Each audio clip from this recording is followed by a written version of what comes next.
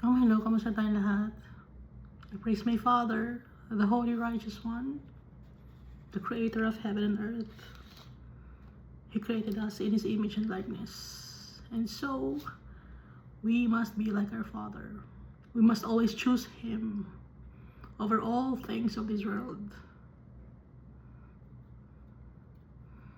Our Father is good. He is just. He is righteous. He's amazing. He's awesome. He is our portion. He is our real treasure. And that's for all eternity. And our Father considers us His inheritance. In Jesus Christ, He is our Savior, our Redeemer, the only mediator to the Almighty God. No one else but Jesus. Our Jesus is one with our Father. And if Jesus is one with our Father, and we are one with Jesus, therefore, we are one with our Father. Jesus is faithful and true, and because of His precious blood, we are saved. He gave His life on the cross for the forgiveness of our iniquities. And the precious blood of Jesus will never lose its power. It is potent. And I thank also the Holy Spirit, because our Father always wants to remind us of His great love for us. That's why He sent to us our Savior and the Holy Spirit, so we can talk to our Father by using the name of Jesus Christ. The Holy Spirit is showering us blessings and fruits every day.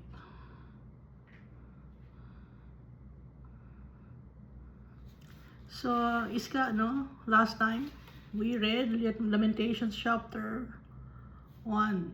Lamentations, it's mourning, it's grief, intense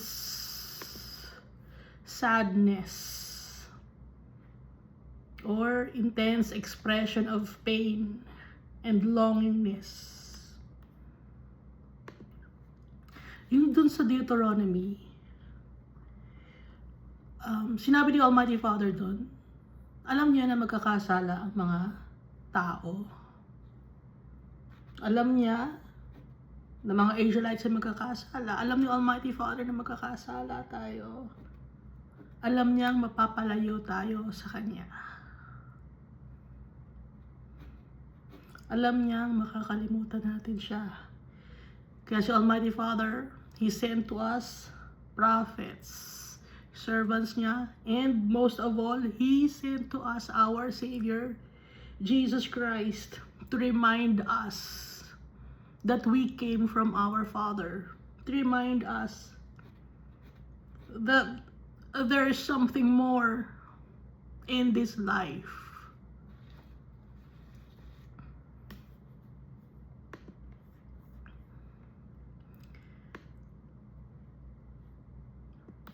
Ang binabanggit na Jerusalem dito ay ang society. Hindi lang ito isang city, hindi lang ito isang nation, kundi ito ay bubuo ng mga tao na nakalimot kay Almighty Father. Pag nakakalimot tayo kay Almighty Father, kakasala tayo, apektado ang buong society. Hindi pwede yung, siya lang ang nagkasala, ako hindi, mabuti akong tao. Lahat tayo. Lahat tayo. Walang mabuti sa atin. Lahat tayo selfish. Matagal na ako naghahanap ng taong hindi selfish. Wala akong makita. Wala akong makita.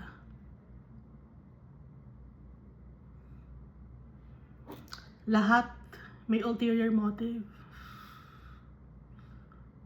Lahat greedy, selfish, arrogant, lahat.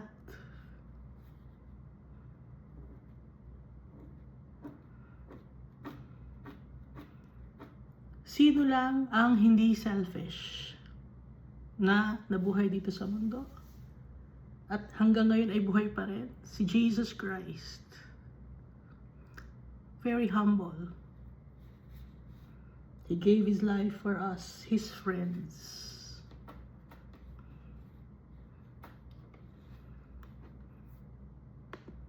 So, yung binabanggit na Jerusalem dito sa Lamentations chapter 1 ay mga tao.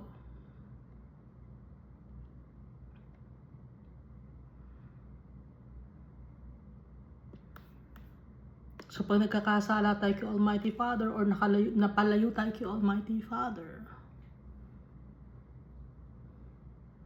may mga tragedies, pestilences, calamities tayong na-experience. Buong society, damay-damay tayong lahat.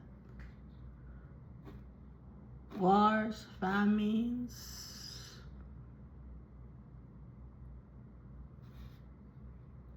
yung mga volcanic eruption, flood,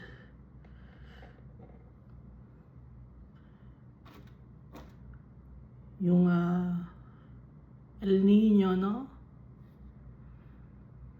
Forest fires.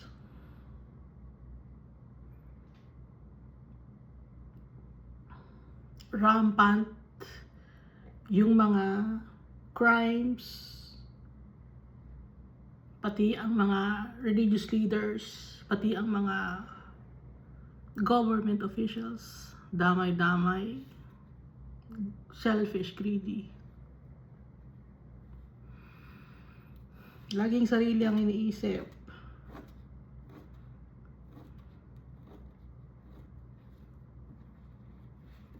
Kaya ano nangyari sa society? She dwells among the nations. She finds no rest. Walang katahimikan ang mundo. All her persecutors overtake her in dire straits. The roads to Zion mourn, nagluluksa.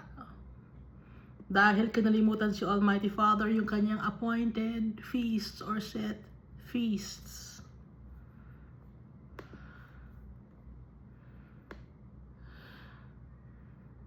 Lahat sa mundo nagreklamo, gusto ng peace, gustong ma-accept. Pero gumagawa naman tayo ng kasalanan. Hindi ayon kay Almighty Father yung gusto nating mangyari. Lagi nating ipinapasok yung mga gusto nating mangyari. Hindi natin sinisik yung will ni Almighty Father. Yung thy will be done. Nagpe-pray tayo ng thy will be done, O Father. Pero lip service lang, salita lang. Hindi natin ginagawa. Hindi natin tinatanggap. Kaya kung ano-ano ang ginagawa natin para maging famous, maging mayaman, maging powerful.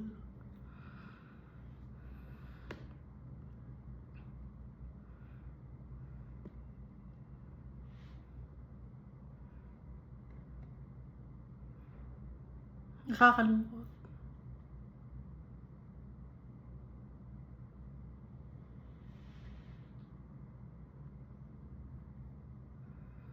May hihingi ng tulong, tapos susumbatan ka pa. Ibang klase. Ibang klase. Hindi ko maintindihan. Susumbatan ka pa.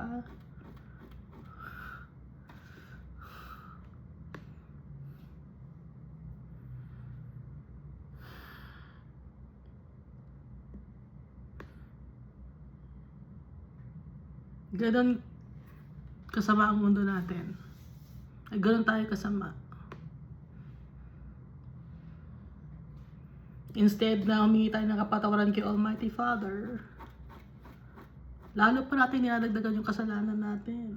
Dumuluhod tayo o sumasamba sa mga bagay na gawa ng tao, gawa ng kamay ng tao, na hindi ipinag-uutos ni Almighty Father.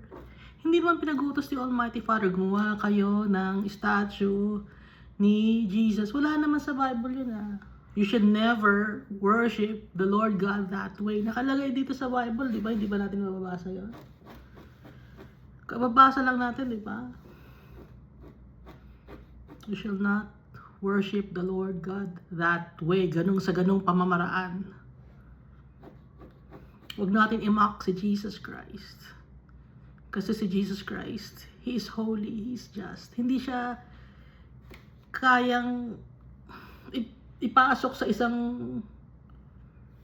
picture na nasisira, nabubulok.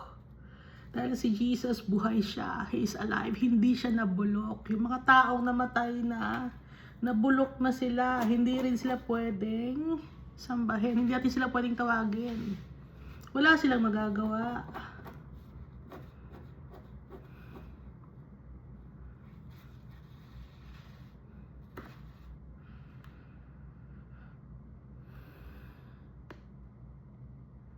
Si Almighty Father lang yung worship natin. Si Jesus Christ lang. Si Jesus Christ, dahil nagpapatawad siya ng kasalanan ng mga tao. Si Almighty Father, He created this world. We owe everything to our Father.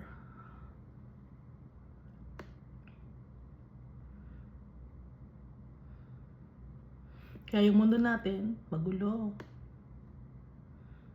Halo-halo.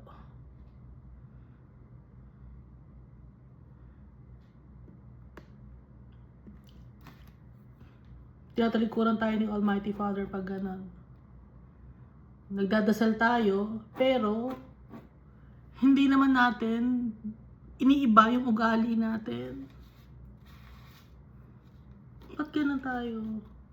Nagdadasal tayo kay Almighty Father, pero patuloy pa rin sa paggawa ng kadumihan. Hindi tayo didinggin ng Almighty Father pag ganun.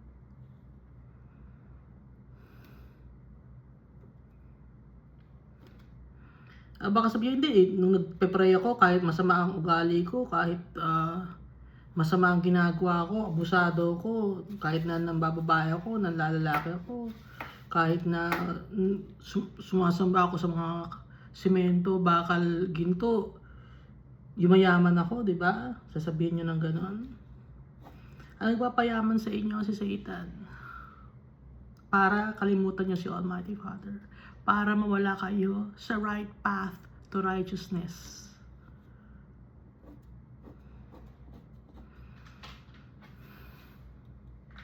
Dahil ang tunay na kayamanan ay si Almighty Father. Siya ang tunay na kayamanan natin. Kasi may mga religious organizations, yayaman tayo, magkakaroon tayo ng mga dollar. Meron ka ng religion. Yung dollar, sinasamba nila, yung ginto, sinasamba nila, dali nyo lahat ng mga ginto rito. Yung mga yun, nasisira yun, hindi nadadala. Nananakaw yun. Ang tunay na kayamanan si Almighty Father. Bakit si Almighty Father? Dahil sa Kanya galing lahat. Pati tayo, pati ang ating soul and spirit kay Almighty Father, lahat galing. Lahat ng mga nakikita natin sa paligid natin, lahat ng mga nasa dagat, lahat ng mga nasa sky, in clouds, si Almighty Father lahat ang may gawa. Mayaman si Almighty Father. And that's for all eternity. For all eternity on. Hindi nauubos.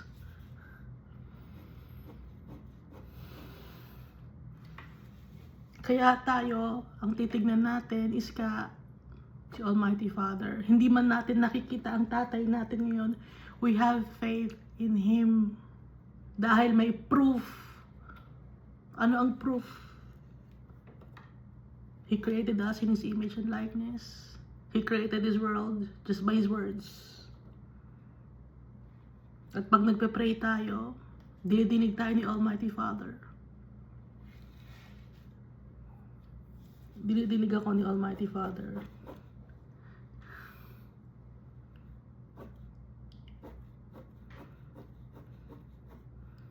May pinag-pray ako. Marami akong pinag-pray. Marami akong pinag-pray na mga pangyayari sa buhay ko. Ibinigay ni Almighty Father. Kung wala si Almighty Father, hindi ko may experience yon.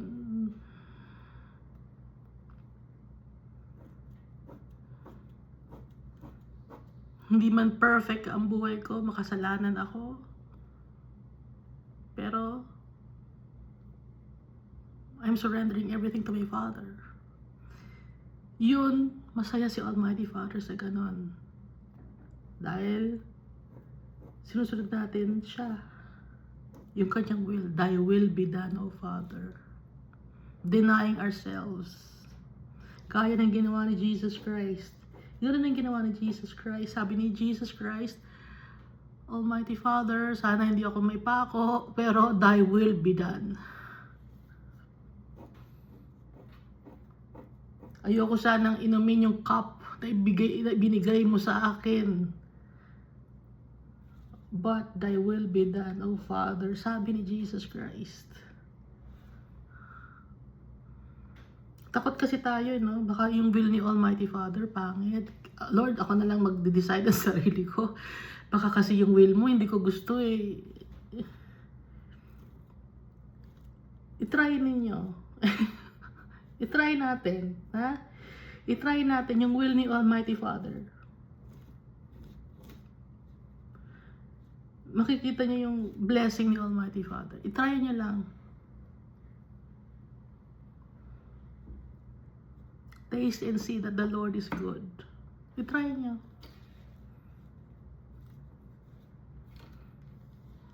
Tried and tested na si Almighty Father. Simula pa nung ginawa niya tong mundo na to, faithful na siya sa atin. And up to now, and for all eternity.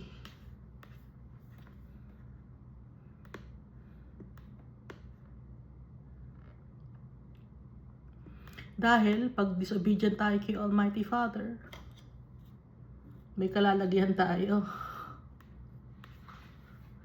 Yung enemies, ibibigay tayo ni Almighty Father sa enemies para matuto tayo. Pag ibinigay tayo sa enemies, sino ba yung mga enemies natin? Hindi tao. Ang enemies natin, principalities and spiritual darkness of this world. Yan ang enemies natin. Doon tayo bibigay ni Almighty Father. At ang ma-experience natin ay walang contentment, left and right na problema,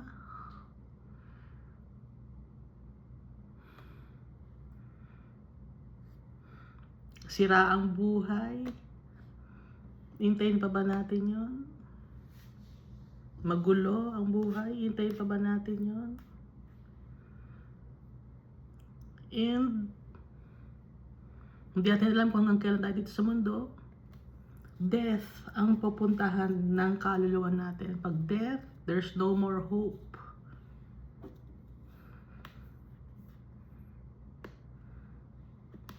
So dito na tayo, no? Lamentations chapter 2.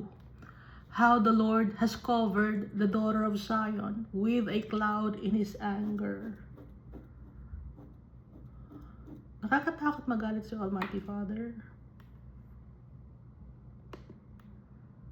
Hintayin pa ba natin magkasakit tayo para lumapit kay Almighty Father? Huwag natin antayin pa yun. He cast down from heaven to the earth the beauty of Israel. Maganda yung Israel, pero binaliwala ni Almighty Father dahil sa kasalanan ng mga tao. And did not remember his footstool. Ano yung footstool ni Almighty Father? Itong mundo. Kinalimutan niya. In the day of his anger. Sa sobrang galit ni Almighty Father, kinalimutan niya ang mundo. He did not remember his footstool in the day of his anger. The Lord has swallowed up and has not pitied all the dwelling places of Jacob. Sa tingin ninyo, ito ay nangyari na? Yes, nangyari na. At mangyayari pa ulit. Nangyayari pa rin hanggang ngayon. The Lord has swallowed up and has not pitied all the dwelling places of Jacob. He has thrown down in his wrath the strongholds of the daughter of Judah. Magiging mahina. He has brought them down to the ground. He has profaned the kingdom and its princes. Yung nation natin, pati yung mga politicians, leaders, rulers, puro kadumihan ang ginagawa. Kaya hanggang sa pinakamaliit na tao sa society, kadumihan din ang ginagawa. He has cut off in fierce anger every horn of Israel or strength of Israel. Dahil sa sobrang galit ni Almighty Father, papahinain niya ang mga tao. He has drawn back his right hand from before the enemy. He has blazed against Jacob like a flaming fire, devouring all kind. Sunog lahat. Destroyed lahat. Walang ititira. Standing like an enemy, he has bent his bow. Naging parang enemy natin si Almighty Father. Dahil sa katigasan ng ulo natin, ginalit natin siya. With his right hand, like an adversary, he has slain all who were pleasing to his eye. Tayo, pleasing tayo sa kanyang eye, apple of his eye nga tayo. Pero if we are disobedient, he will slain us all. On the tent of the daughter of Zion, he has poured out his fury like fire. At mangyayari nito sa book of Revelation. Hindi natin alam kung kailan. But the Lord God is coming very soon. The Lord was like an enemy. He has swallowed up Israel, nilunok ang lahat ng tao. Ibig sabihin, destroyed, sinira. He has swallowed up all her palaces, pati na yung kanyang mga bahay. He has destroyed her strongholds and has increased mourning and lamentation in the daughter of Judah. Puro iyakan ang mga tao. Umuungol, ano ba yung tawag doon, yung umuungol sa sakit, no?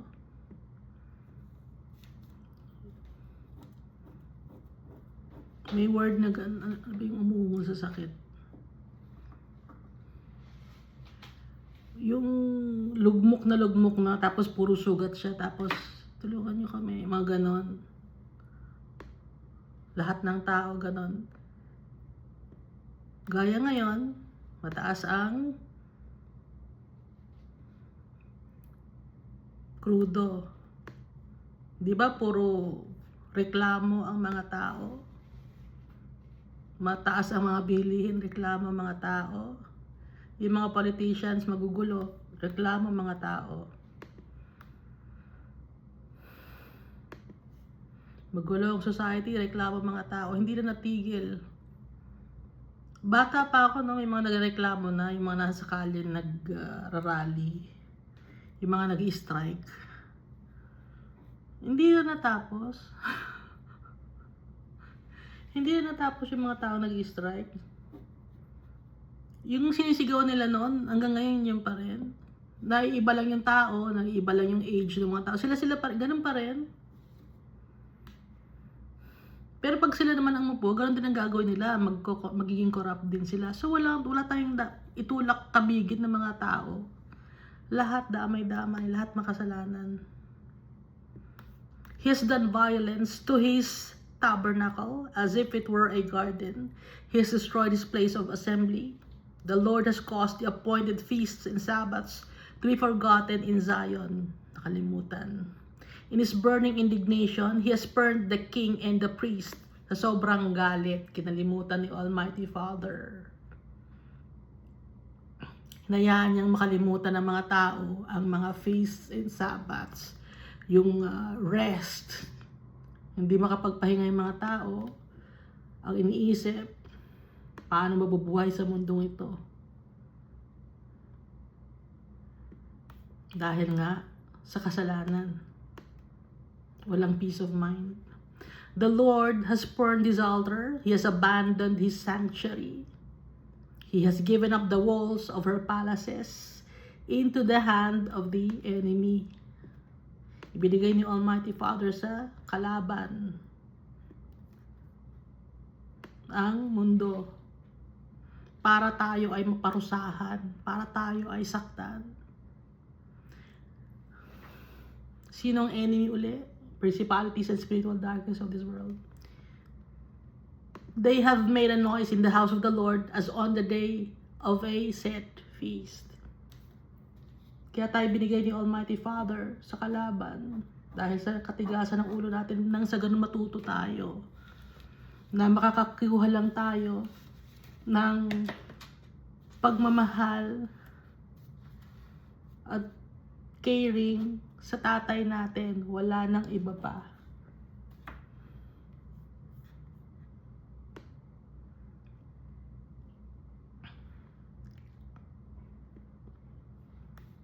The Lord has purposed to destroy the wall of the daughter of Zion. He was determined to destroy the wall of the daughter of Zion. He has stretched out a line. He has not withdrawn his hand from destroying. And therefore, he has caused the rampart and wall to lament. Hindi lang yung wall ang naglalament, kasama na doon yung rampart.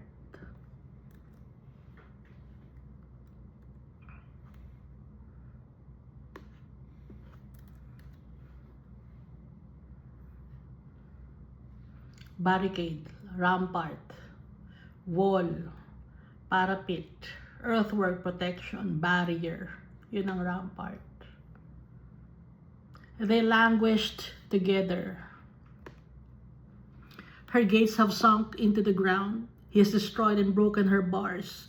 Her king and her princes are among the nations. The law is no more.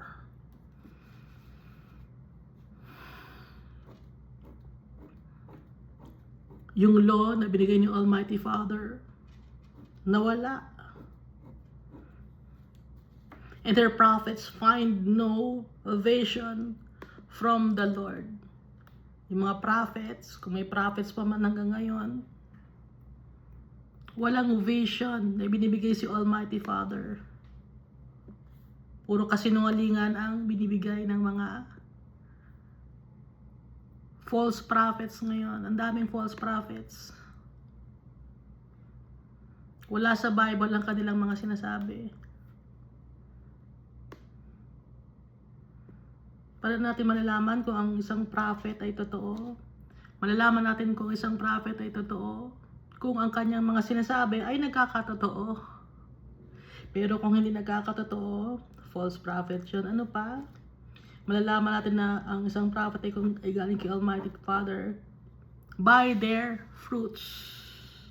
Meron ba siyang love, joy, peace, forbearance, kindness, gentleness, goodness, faithfulness, and self-control? Kung wala yon, false teacher, false prophet.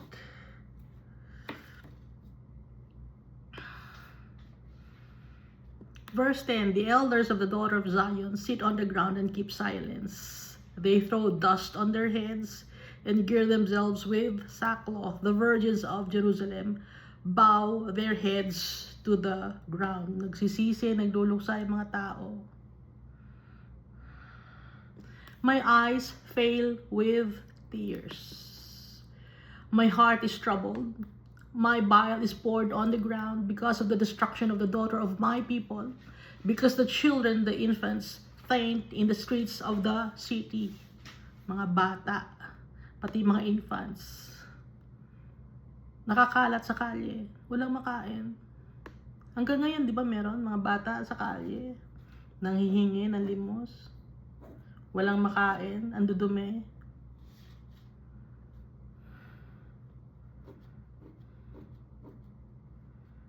Dahil yun sa kasalanan natin. Mayaman man o mahirap.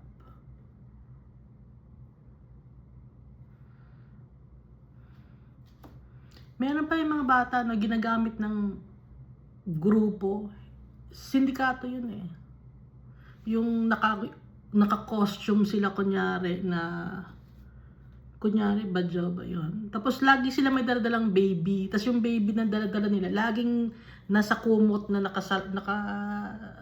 ginagawa nilang bag yung baby. Pero yung baby laging tulog. Yung bata, toddler. Ang age, siguro mga 1-year-old yon o hanggang 2 years old, pinapatulog, pinapainom ng gamot para makatulog. Sindikato, isa yun sa mga parusa ni Almighty Father sa atin. Magulo ang society. Tignan mo, magulo na yung society na nanggagamit pa ng kapwa-tao. Greediness. Isang kasalanan na dadagdagan pa ng isang kasalanan, na dadagdagan pa ng isang kasalanan, nanganganak yung kasalanan. At hawa-hawa. Panloloko ng mga tao, kunyari, naghihirap sila pero ang totoo, hindi sila naghihirap kasi ang kita nila doon, 1,000 a day. Mas malaki pa ang kita nila sa mga nag-opisina. Magdadala ka ng bata, tapos hingi ka ng pera. Ang pinakamahilihina, 1,000 a day. Sometimes, merong 2,000, 3,000. Kaya alam ko, kasi may mga nakakausap ako, may mga nagpapapalit sa kanila ng pera ng mga, ba tawag doon? Barya-barya, tas nabubuo, pagbilang, 2,000, 3,000, naka-brace pa, nga na. Kaya kung gusto nyo tumulong, pagkain ang ibigay ninyo, tatanggapin din nila yung pagkain.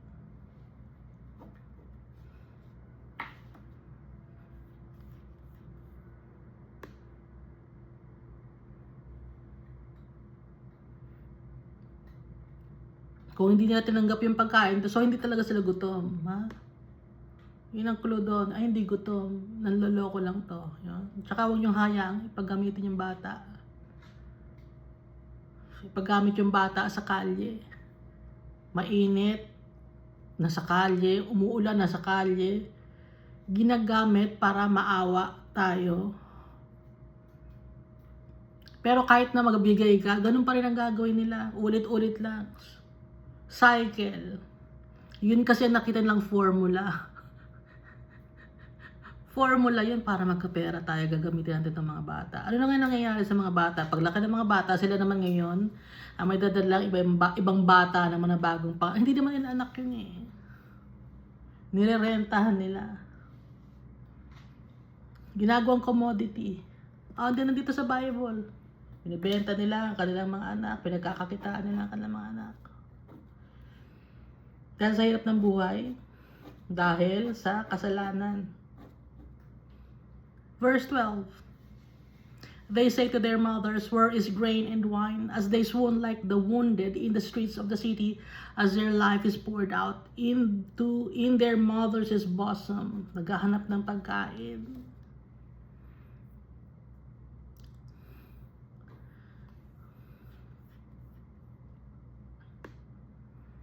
Ang kinakain lang usually ng mga bata ngayon dito sa country natin, noodles. Kasi yun ang pinakamura. Dati ang mura, sardinas. Mahal ang sardinas ngayon. Mahal, luxury na. sa mga tao, yung itlog. Mahal yung itlog eh. Yung noodles, yun ang ginagawa nilang ulam. Isinasama sa kanin para may lasa. Yung totoong naghihirap yun ang kanilang basic food. Tapos hati-hati pa sila. Tapos yung mga tao na yun, magnanakaw naman. So paano matatanggal yung ganon? Paano sila matatanggal sa kahirapan kung gagawa rin ng pagnanakaw? Damay-damay. Verse 13. How shall I console you?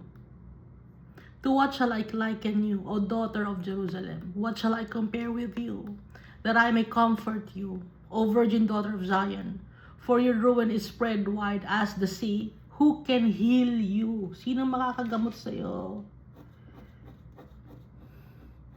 Dahil may sakit nga ang lipunan natin, may sakit yung mundo. Ano ang sakit natin? Kasalanan. Sino ang great healer? Si Jesus Christ. para ma-heal tayo. Binigay niya ang kanyang buhay sa atin. Dahil ang sakit natin, kasalanan. Verse 14, your prophets have seen for you false and deceptive visions. They have not uncovered your iniquity. Hindi sinasabi ng mga false teachers, false prophets, kung ano ang mali sa society natin. Ang sinasabi lang nila, magkakaroon ng lindol, magkakaroon ng baha, magkakaroon ng ganyan. Pero yung pinaka-root cause, hindi sinasabi. They have not uncovered your iniquity dahil pati mismo yung mga nagsasabi ng magkakaroon ng baha, sila rin mismo gumagawa ng kasinungalingan kaya hindi nila na uncover yung iniquity.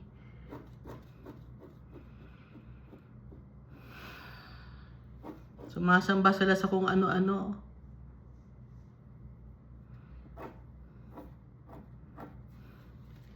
To bring back your captives but have envisioned for you false prophecies and delusions.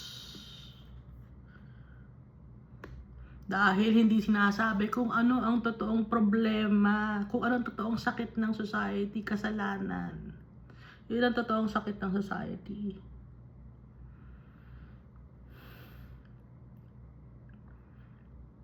Hindi natin sinusunod ang law ni Almighty Father. Baka sabihin, may law naman ang mundo. May law ang mundo pero ang law ng mundo ay madumi. At kung may law man, ang mga mayayaman lang ang nakaka-enjoy ng benefits ng law. Pag mahirap ka, hindi mo may enjoy yung benefit ng law. Ang nakukulong lang, mga mahihirap.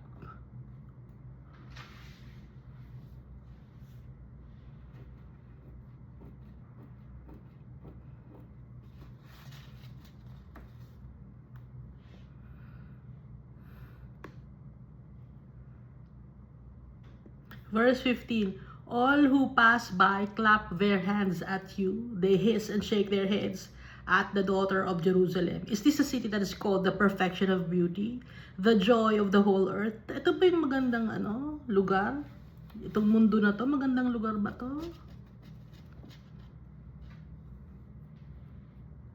All your enemies have opened their mouth against you. Sinong enemy natin? Ulitin ko, principalities and spiritual darkness of this world. Masaya ang devil pag naghihirap tayo. Masaya sila.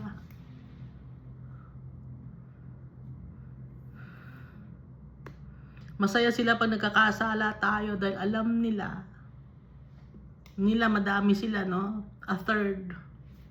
1/3 yun, mga fallen angels. Masaya sila.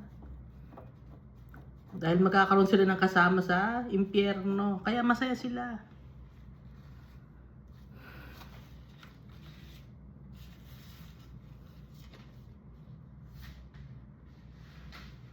All your enemies have opened their mouth against you. They hiss and gnash their teeth. They say, we have swallowed her up.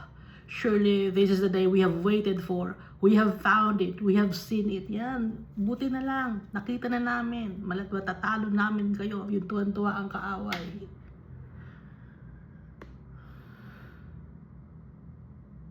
The Lord has done what He purposed. He has fulfilled His word, which He commanded in the days of old.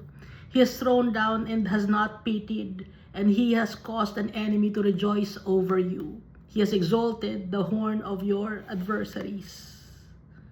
Natutuwa ang enemy, nagre-rejoice sila. Pag tayo ay gumagawa ng kasalanan, pero pag tayo ay gumagawa ng goodness, mahal natin si Almighty Father, nalulungkot naman ang mga kaaway.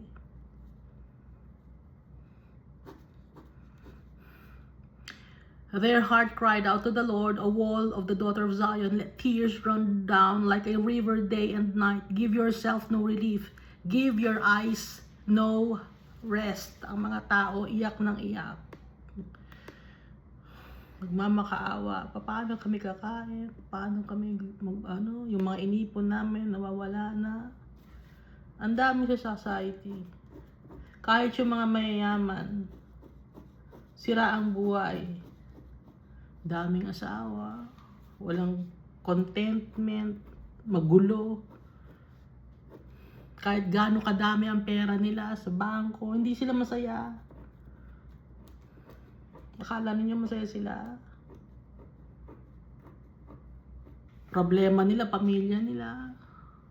Problema nila, paano nila itatago yung kayamanan nila.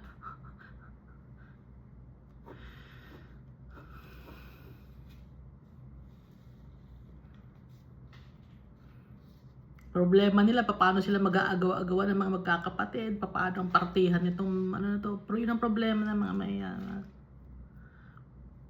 Yung ibang mga mayaman, nagtatago na sa ibang bansa, yung mga nagnanakaw, nagtago na sa ibang bansa. Takot lumabas, marami kang ang pera, takot ka naman lumabas ng bahay. Dahil baka makita ka sa ibang bansa, oy, ayun yun o di na pa-deport ngayon, o kaya hindi lumalabas sila ng bahay. Ang dami nga silang pera, hindi makalabas ng bahay.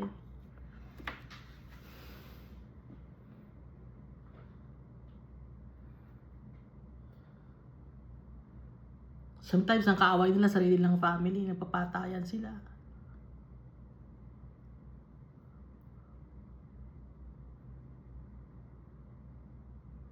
Verse 10, arise, cry out in the night, at the beginning of the watches, pour out your heart like water. Before the face of the Lord, lift your hands toward Him. Humingi tayo ng awa kay Almighty Father. For the life of your young children who faint from hunger at the head of every street. Humingi tayo ng awa kay Almighty Father. Humingi tayo ng kapatawaran sa Kanya. Papatawarin niya tayo. I-acknowledge natin na nagkasala tayo.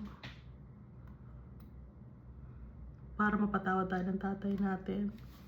Na wala tayong magagawa on our own. We must humble ourselves before our Father. See, O Lord, and consider, to whom have you done this? Should the women eat their offspring, the children they have cuddled? Should the priest and the prophet be slain in the sanctuary of the Lord? Dapat bang patayin? Dapat bang kainin ng mga nanay ang kanilang mga anak? Ibig sabihin ng kainin ng mga nanay ang kanilang anak, ibenta o pagkakitaan. Bakit slain the priest and the prophet? Walang kwenta. Walang magawang mabuti. Should the priest and the prophet be slain in the sanctuary of the Lord? Pati sila gumagawa ng wickedness. Damay-damay. Religious leaders. 21. Young and old lie on the ground in the streets. My virgins and my young men have fallen by the sword. Pagsasabing fallen by the sword, hindi lang ito yung tungkol sa war. Ito rin yung fallen by the sword ay yung sa labas ng kalye, mga away sa kalye, o kaya yung unfortunate events sa kalye, o kaya mga sakit, mga diseases. You have slain them in the day of your anger. You have slaughtered and not pitied. Pinatay mo, Almighty Father, at hindi mo kinawaan dahil hindi humingi ng kapatawaran ng mga tao. Verse 22, you have invited us to a feast day, the terrors that surround me in the day of the Lord's anger. There was no refugee or survivor. Those whom I have born and brought up, my enemies have destroyed. Pag sasabing may enemies have destroyed, yung enemies binigyan siya ng sakit o binigyan siya ng kung ano-anong bagay para siya ay mapunta sa impyerno.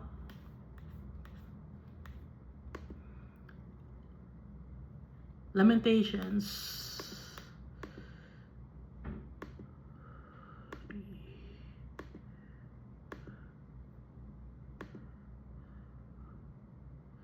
Lamentations chapter 3. I am the man who has seen affliction by the rod of his wrath. Nung time ni Prophet Jeremiah, di ba nabasa natin? Sa Jeremiah chapter 27, the Almighty Father made Jeremiah wear a yoke. Yung may yoke siya dito na hila-hila siya. Jeremiah 27.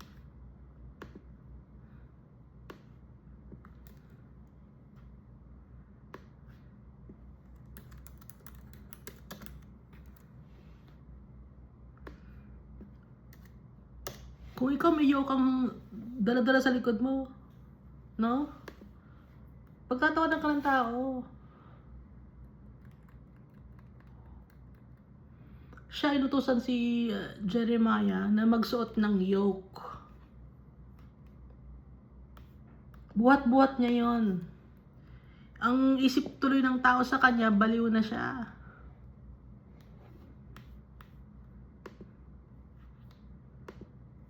Kaya ito, no? Associated kasi itong lamentation kay Jeremiah. I am the man who has seen affliction by the rod of his wrath. Pinaramdam ni Almighty Father kay Jeremiah yung galit ni Almighty Father sa mga tao. Si Jeremiah ang sumalo. Ganun ang ginagawa ni Almighty Father. Pinaparamdam ni Almighty Father sa kanyang mga prophets yung pain. Nang sa ganon, yung prophet naman ni Almighty Father, sasabihin naman ng mga prophet ni Almighty Father sa mga tao, yung hirap para maramdaman ng prophet, yung nararamdaman ni Almighty Father at nararamdaman ng mga tao. Ganon yung prophet. I am the man who has seen affliction by the rod of his wrath. He has led me and made me walk in darkness and not in light. Napakahirap maging prophet. Ang daming tao gusto nila maging prophet, hindi nila naiintindihan. Mahirap maging prophet. Akala kasi ng mga tao pag prophet, magkakaroon ka ng pera, paniniwalaan ka ng mga tao. Hindi ganun, hindi ka papaniwalaan ng mga tao. Napakahirap. Yung binabasa natin, akala natin maganda ang mag-isang. Hindi maganda, mahirap. Ang daming tao ngayon gusto maging prophet. Hindi nila naiintindihan. Sakripisyo to. Kung yung prophet mahirap ang pinagdaanan, mas lalo na yung pinagdaanan ni Jesus Christ. Akala kasi puro pera na lang puro magkakaroon tayo ng tithes, magkakaroon tayo ng building, magkakaroon ng kotse. Yun ang isip kasi ng mga mga religious leaders. Hindi ganon. He has led me and made me walk in darkness and not in light. Surely he has turned his hand against me time and time again throughout the day. Naramdaman ni Jeremiah. He has aged my flesh and my skin and broken my bones, literally. Sa paglalakad ni Jeremiah, tumandaan na siya. Hindi niya naasikaso yung sarili niya. Yung mga prophet dito, hindi nila naasikaso yung sarili nila. Dito sa Bible, si Jesus nga hindi niya naasikaso yung sarili niya Wala ngang bahay si Jesus Tapos yung mga leaders ngayon, religious leaders, ang gagaling ng buhay. Hindi ko maintindihan.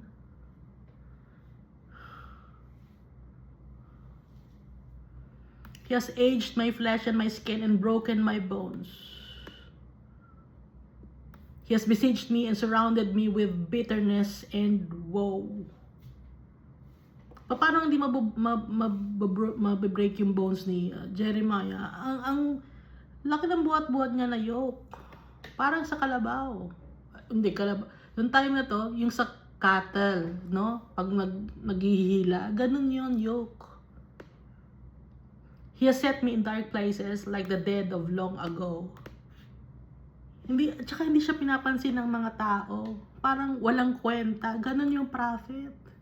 Hindi pinapansin ng mga tao. Kahit na sumigaw ka sa kalye, pagtatawanan ka lang, ganon ang prophet. Hindi naiintindihan ng mga tao. He has hedged me in so that I cannot get out. He has made my chain heavy.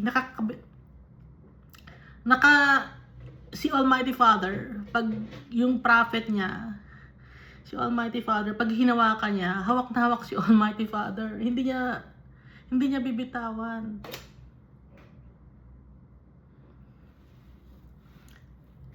Di ba nga si Jonah, hindi binatawan ni Almighty Father? Inilunok pa ng isda si Jonah. Ganon si Almighty Father pag pumili ng prophet. Hirap at dusa ang may experience. Hindi naiintindihan ng tao.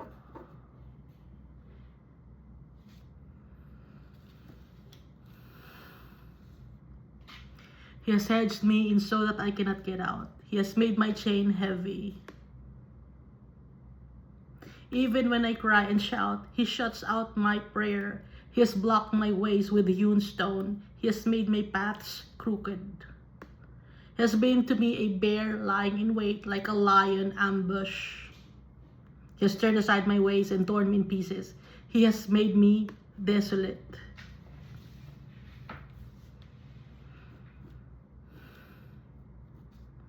Literal na naramdaman ng prophet ito. Ang naramdaman ng mga tao na desolation ay yung kanilang problema. Pero yung prophet, literal nilang nararamdaman to. Na-experience nila literally, physically.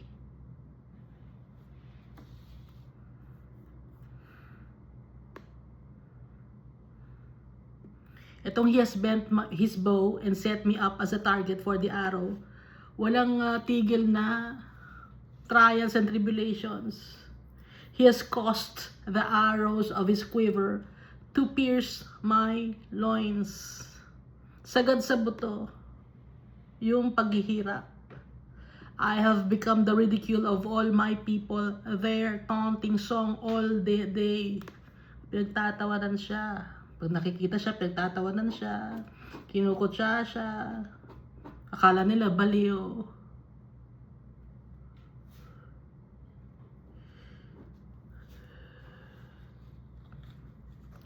He has filled me with bitterness. He has made me drink wormwood.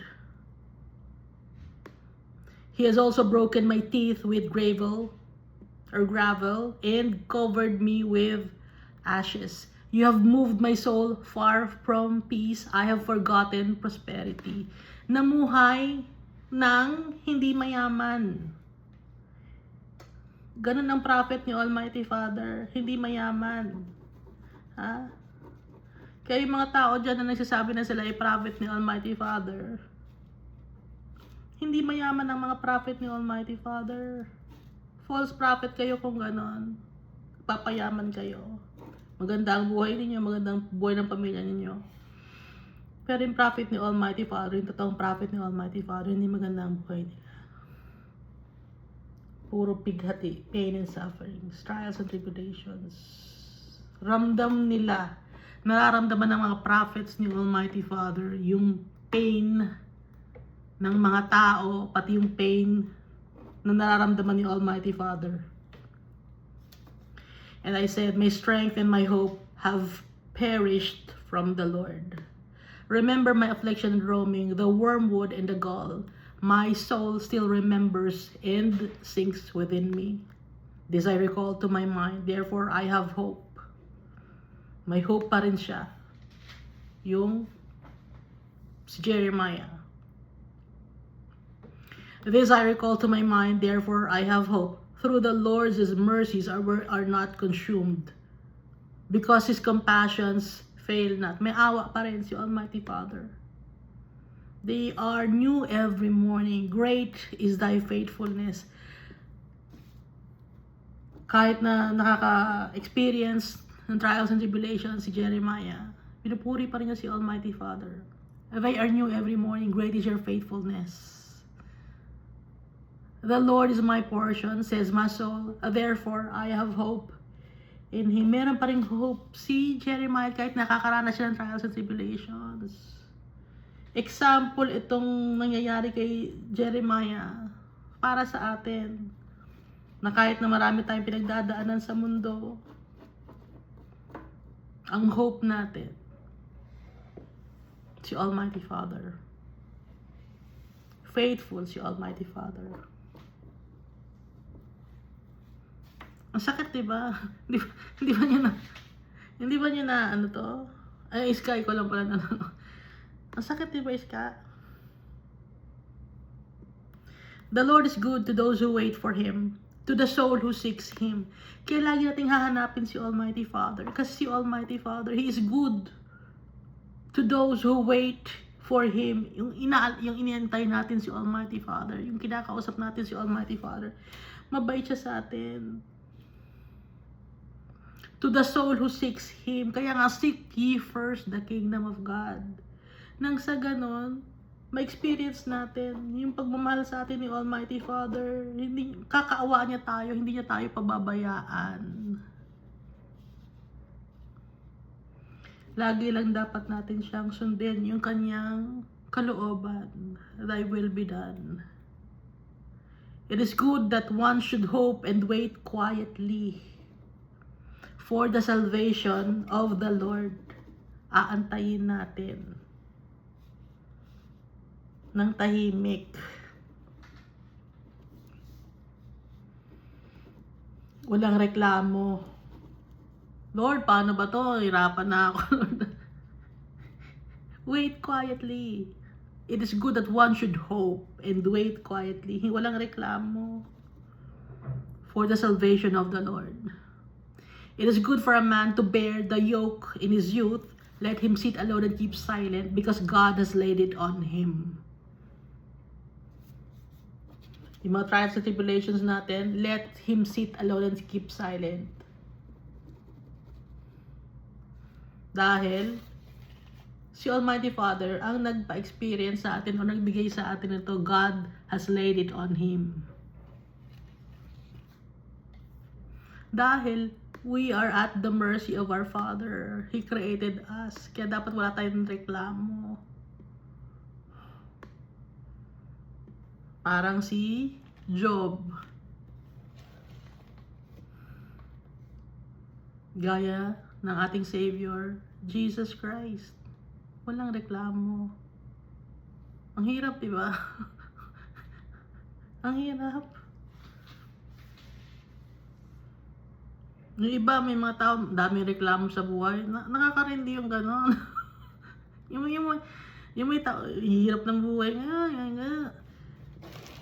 Ang reklamo naman nito, hindi naman lang siya ang nakakaramdam ng hindi naman lang siya ang nakaka-experience ng hirap ng buhay, kundi lahat tayo. Pero mareklamo, ayoko nung gano'n.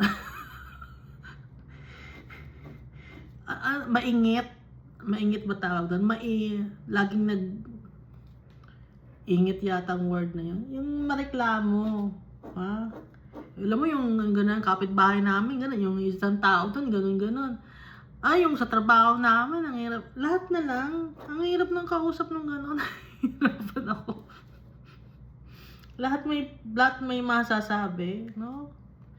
Keep silent because God has laid it on him. Let him put his mouth in the dust. There may yet be hope. Let him give his cheek to the one who strikes him and be full of reproach. Ibigay ang cheek, ang pisngi. Let him be full of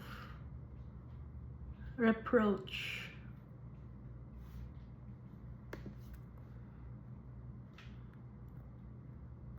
Shame. Reproach is shame or disgrace.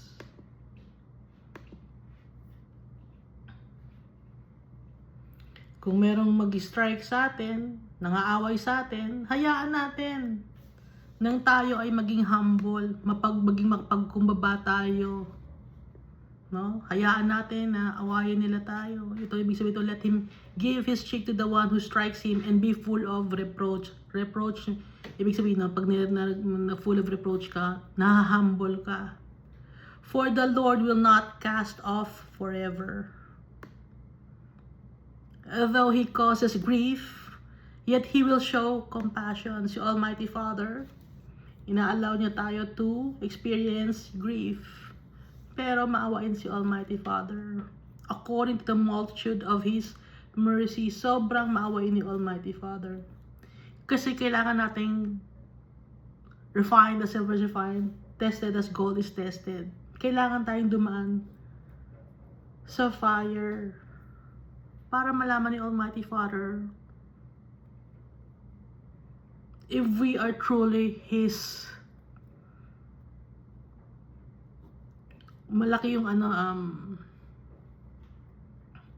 nakasalalay kasi, malaki, no? Eternal salvation. Yun ang reward.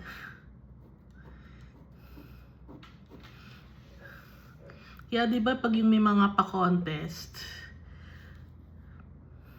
bago ka sumalang sa contest, sasalain muna yung mga contestants. Para malaman kung sino ron ang pinaka karapat dapat na manalo. Ganon din tayo. Dumadaan tayo sa tests para malaman kung sino ang kagaya ni Almighty Father, kagaya ni Jesus Christ.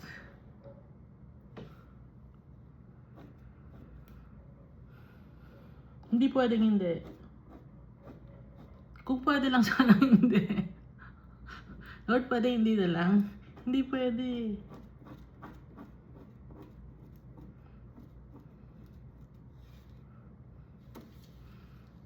Kung si Jesus nga hindi exempted, tayo pa kaya? Di ba gusto ni Jesus exempted? Lord, hindi ko na, okay lang ba? Hindi ko i-drink itong cup na to, but your will be done. Hindi exempted si Jesus. Tayo pa kaya? Mas lalo tayong hindi exempted. Pero napagwagian ni Jesus ang mundo na to at tayo, mapagwawagian din natin dahil yung ating way. Sino ang ating way? Si Jesus. He's the way, the truth, and the life. Susundan natin yung path ni Jesus. Saan ba dumaan si Jesus? Dito dumaan si Jesus eh. Nauna na si Jesus eh. Nauna na si Jesus dumaan eh. Saan ba siya hindi naligaw si Jesus eh. Nakauwi siya, nakabalik siya kay Almighty Father. Saan ba dumaan si Jesus? Dito dumaan si Jesus. Oh, teka muna, hindi naanan ni Jesus. Mukhang mahirap daanan to dito sa madaling daan kaya ang puntahan natin, yung straight path. Yung malaki na kalye, daanan natin. Pero hindi yan dinaanan ni Jesus, itong maliit na kalye. Dito tayo sa maliit na kalye. Hindi mas madali doon sa malaking kalye dumaan. Eh, hindi naman yun ang dinaanan ni Jesus eh. Maliligaw tayo pag doon tayo sa malaki. Dito tayo sa sure na, tried and tested na itong dinaanan ni Jesus. Dito tayo dadaan. Ito yung right path kay Jesus. Di ba ang right path kay Jesus yung narrow is the road that leads to salvation. Narrow, maliit lang, makitid lang. Pero dun malaki, pwedeng daanan. Hindi nga pwede doon tayo sa narrow road. According to the multitude of His mercies. May awa si Almighty Father. Yung lola ko, laging, doon ko narinig yun eh. Lagi siya nagsasalita. May awa ang Diyos. May awa ang Diyos, anak. May awa, apo. May awa ang Diyos. Doon ko sa kanya narinig yun. Kaya pag kikita ko yung word na He will show compassion, may awa si Almighty Father. Naalala ko yung lola ko.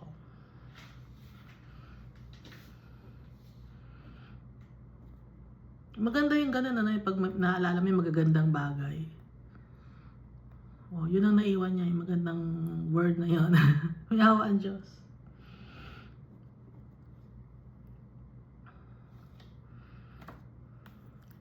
According to the multitude of His mercies, for He does not afflict willingly, nor grieve the children of men.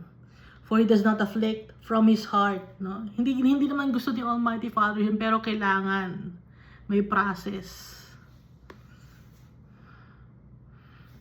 Ano ang tawag doon pag may contest, tapos kailangan dumaan ka sa letter P. Nag-start sa letter P. Mayroong kalimutan ko yung word. Ano ba yan?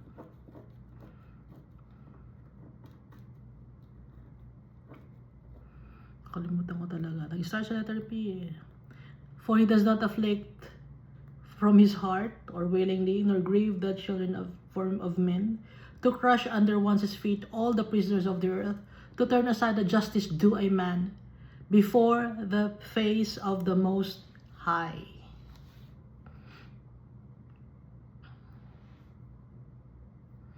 Hindi naman gusto ni Almighty Father na gustong-gusto niya, kundi kailangan nating dumaan.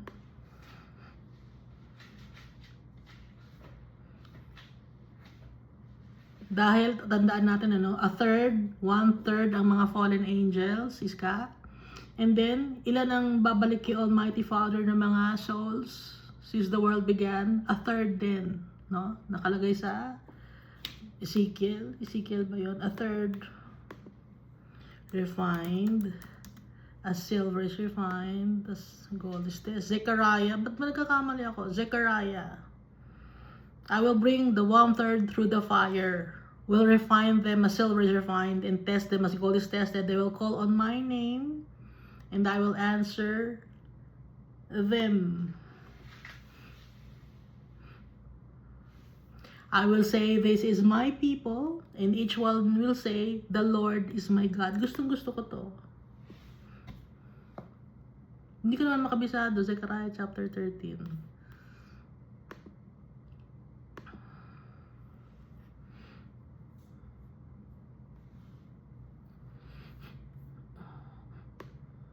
To crush under one's feet all the prisoners of the earth, to turn aside the justice due a man before the face of the Most High, to subvert a man in his cause, the Lord does not approve. Who is he who speaks, and it comes to pass? Sino ang nagsasalita at nangyayari ang kanyang mga sinasabi? When the Lord has not commanded it. Hindi naman ibinag-uutos ni Almighty Father. Is it not from the mouth of the Most High that woe and well-being proceed? Who is he who speaks, and it comes to pass when the Lord has not commanded it?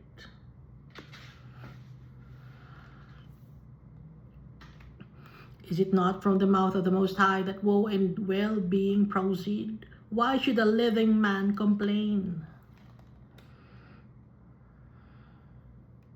Nagko-complain. Bakit tayo kailangan mag-complain? Hindi tayo dapat mag-complain. A man for the punishment of his sins. Nagko-complain ba tayo? Yes, nagko-complain tayo. Lord, ba't ito ang buhay namin? Dahil nga makasalanan tayo. Kaya ang hirap ng buhay natin dahil sa kasalanan natin. Nagko-complain tayo, ang kapal ng mukha natin, ang kapal ng mukha natin, nagko-complain pa tayo dahil nga sa kasalanan natin, kaya ganito ang buhay natin.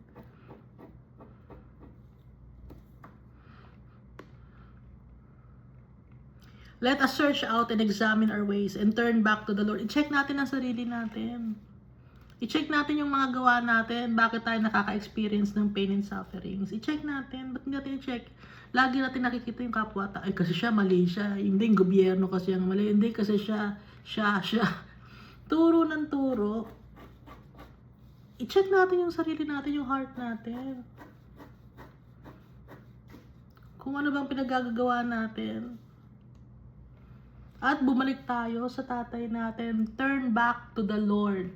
Let us lift our hearts and hands to God in heaven. Worship our Father. Bumalik tayo sa Kanya. Para hindi masira ang buhay natin. Bubuuin niya uli ang buhay natin. Our Father will give us a new heart. We have transgressed and rebelled. I-acknowledge natin, aminin natin, nagkasala tayo, naging rebellious tayo. You have not pardoned. Paano hindi tayo papatawaran ni Almighty Father? Hindi naman tayo humingi ng kapatawaran. Mayabang pa tayo. Niisip natin, wala tayong kasalanan, pero ang dami nating kasalanan. You have covered yourself with anger and pursued us, and you have slain and not pitied. Hindi tayo kinakaawaan ni Almighty Father kasi hindi tayo lumalapit sa Kanya para humingi ng kapatawaran. Kaya galit si Almighty Father. Nakakaranas tayo ng sobrang hirap ng buhay. You have covered yourself with a cloud. Nagtago na si Almighty Father. That prayer should not pass through. Nagtago na si Almighty Father. Pinagtaguan na tayo. Ayaw niya tayong dinggin dahil sa kasalanan natin. You have made us an offscoring and refuse. Naging basura tayo in the midst of the peoples. Basura, walang kwenta. Pag wala si Almighty Father sa atin, basura tayo. Wala tayong kwenta. All our enemies have opened their mouths against us. Fear and a snare have come upon us. Desolation and destruction. Puro takot. Dahil yung enemies natin, tuwang-tuwa. Tayo naman, takot naman tayo. Dahil pinabayaan tayo ni Almighty Father. Dahil sa kasalanan natin, hindi natin ina-acknowledge yung kasalanan natin. Arrogant pa tayo, boastful pa tayo. Nanakit pa tayo ng kapwa-tao natin. Kung kailan may sakit na, saka hihingi ng tawad. Kung kailan lugmok na, saka hihingi ng tawad. Ba't hindi pa ngayon? Napakahirap. Na-experience ko na yun. Ha? Huwag niyo na akong gayahin. My eyes overflow with rivers of water for the destruction of the daughter of my people. Nagmamakaawa na dito si Jeremiah. Naiiyak na si Jeremiah dahil naawa siya sa mga tao. Pero yung mga tao naman, hindi nila kinakawa niya sarili na patuloy siya sa paggawa ng kadumihan. My eyes flow and do not cease without interruption, till the Lord from heaven looks down and sees. So si Jeremiah, nagpapray siya kay Almighty Father. Nagmamakaawa siya. Yung mga tao naman, parang baliwala naman sa kanila. Kasi yung prophet, di ba, kausap ni Almighty Father? Siya yung parang pumapagitna sa mga tao. Yung kung ano ang gusto na Almighty Father sabihin sa mga tao. Yung prophet ang kinakausap ni Almighty Father. Noong time ni Moses, harap-harapan, Pero yung kay Jeremiah, tsaka kay Isaiah, and the rest of the prophets, kahit kay Jesus, visions and dreams. Kay Jesus, voice ang naririnig ni Jesus.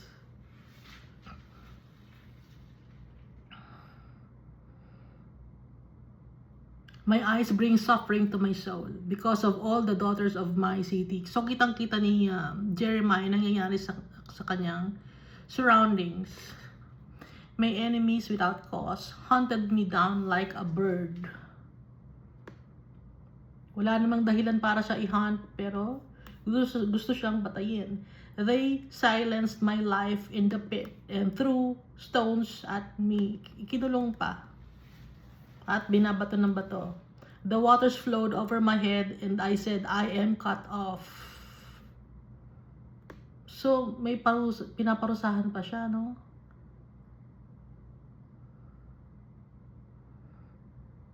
Sa isang pit, parang well. Tapos may tubig doon. Binabato siya ng bato. Tapos yung tubig, umaangat na. The waters flowed over my head. I said, I am cut off. Hindi ako makahinga. Andito na yung tubig, pataas na sa akin. I called on your name, O Lord, from the lowest pit. Nagpray si Jeremiah. You have heard my voice. Do not hide your ear from my sighing, from my cry for help. Humingi ng tulong. You drew near On the day I called on you and said, do not fear. Sabi ni Almighty Father, do not fear. Kasi nga, natatakot na si Jeremiah. So yung mga prophet, tao rin to. May takot din sila. Takot din silang mamatay. Takot din maka-experience ng pain and suffering. Pero lahat tayo ganon. Si Jesus ayaw din niya, di ba? Kaya nga ulitin ko, si Jesus sabi niya, na take this cup away from me, but it's not my will but your will. No, kasi nga tao tayo. Si Jesus, Son of Man, Son of God. Oh Lord, you have pleaded the case for my soul. You have redeemed my life. Oh Lord, you have seen how I am wronged. Judge my case. Inapi ako, Almighty Father. Kayo ang huhusga ng aking kaso. You have seen all their vengeance, all their schemes against me. You have heard their reproach, O Lord, all their schemes against me, the lips of my enemies, and their whispering against me all the day. Inaaway siya. Look at their sitting down and their rising up. I am their taunting song.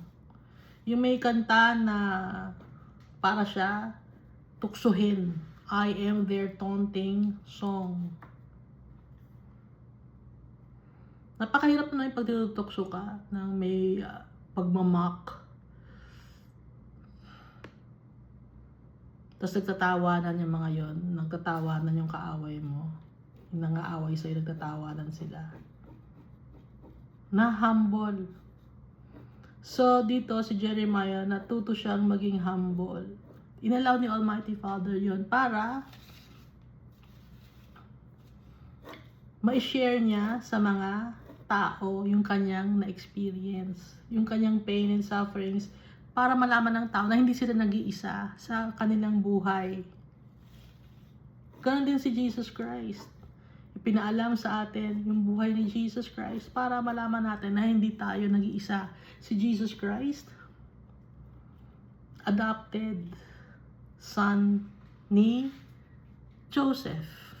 Hindi naman siya tuloy na anak ni Joseph eh. Adopted lang si Jesus. Kaya yung mga ampun dyan, huwag kayong malungkot. Yung mga walang tatay, walang mga nanay, huwag kayong mag-alala. Dahil si Jesus Christ, adopted siya.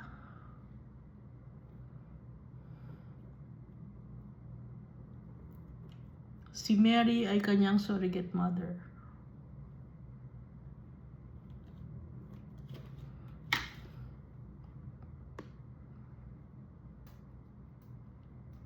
Verse 64, repay them, O Lord, according to the work of their hands. Give them a veiled heart, your curse be upon them. In your anger, pursue and destroy them from under the heavens of the Lord. Lord, ikaw mag-protect sa akin, ikaw ang magbibigay sa akin ng justice. Yun ang ibig sabihin nito. Kung meron mang nangaaway sa akin, Almighty Father, ibinibigay ko lahat sa iyo, hindi ako gaganti. Ikaw, Lord God, sa iyo ako nagtitiwala. Sa iyo ko ibinibigay lahat ng pains and sufferings ko. Dahil ako rin ay makasalanan, nagkasala rin ako, may mga pagkukulang din ako. Ito yung message ng Lamentations chapter 3. At nakikita ni Jeremiah, yung society niya na damay-damay ang hirap ng tao. Dito sa Lamentations chapter 2, yung mga tao nagkasala, kinalimutan si Almighty Father, therefore kinalimutan din ni Almighty Father ang mga tao. Ibinigay ni Almighty Father ang mga tao sa kaaway para ma-experience ng mga tao na pag wala si Almighty Father, pag disobedient tayo kay Almighty Father,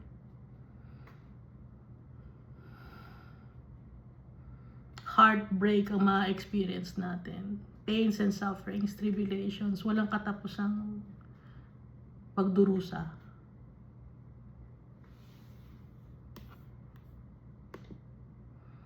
Nakakalungkot ang lamentation, kaya pala lamentation, nakakalungkot.